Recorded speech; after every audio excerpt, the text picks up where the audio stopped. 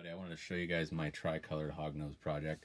It's pretty cool. There's not a whole lot of them out there yet, and there's just a tremendous amount of variability within the species. So really a cool upcoming thing, in my opinion. I'm pretty excited about it. Anyway, I have one female here that been watching closely the last couple of days. There was one egg in the nest box this morning, and she's now out of the nest box. So I'm assuming that that whole clutch is in there. It's my first year ever producing them, or actually ever getting eggs from them. So we'll see what happens with these eggs in a couple months. Hopefully they look good when we get them out. But let's have a look.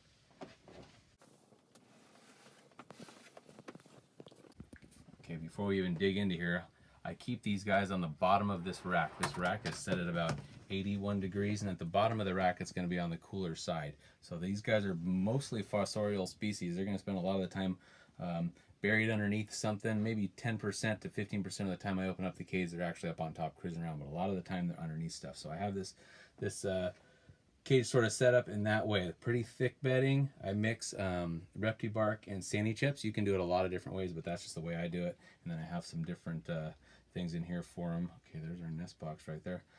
These little things are the base of palm fronds. They work great for little hides. And then I put some sphagnum moss just right on the top. And I keep this fairly humid in here. Seems to work great for them. They've grown very fast for me to adult size in about 18 months.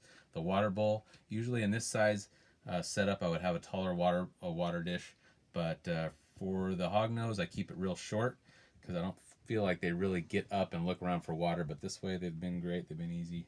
So let's have a look at this female real quick and make sure she doesn't have any eggs left. Looks like she got them all out, which is great. So I was talking about variability with the species here. You can see she's real nice, clean lines for the most part. She's got that tri-colored look to her. And I'll show you guys another female here in just a second that has a very different pattern. But she looks good. Looks like she got all of her eggs out, which is awesome. So let's have a look at the egg box here. Let's see where we're at.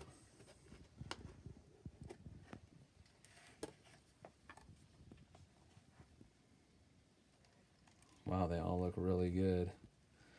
That's a pretty decent sized clutch from what I've heard here. Get these set up. Looks like we may have one slug in there, but 1, 2, 3, 4, 5, 6, 7, 8, 9, 10, 11 eggs.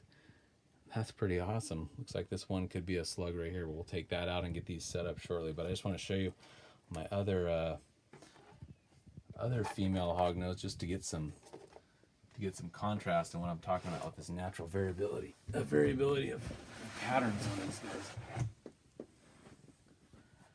Keeping her the same way, and she should potentially be gravid right now as well, getting ready to lay a clutch here in the next couple of weeks, I hope. Yeah, she's going opaque right now, probably a pre-lay shed. But look at the difference. See, that other one had really nice, clean triads, where this one here is missing the white pigment almost completely right down the center. You've got these sort of boxy blotches that are like a zigzag pattern down the back. Really cool. And this is all naturally occurring variation.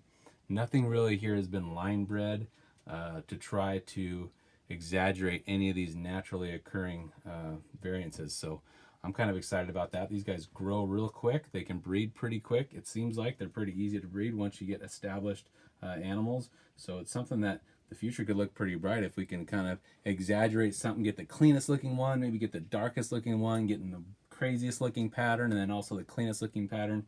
Anyway, it's something kind of cool to look forward to. So that's a tricolored hognose. I've had nothing but luck with them, and really cool snakes. Cute little pig nose. Anyway, thank you guys for watching. Have a good night.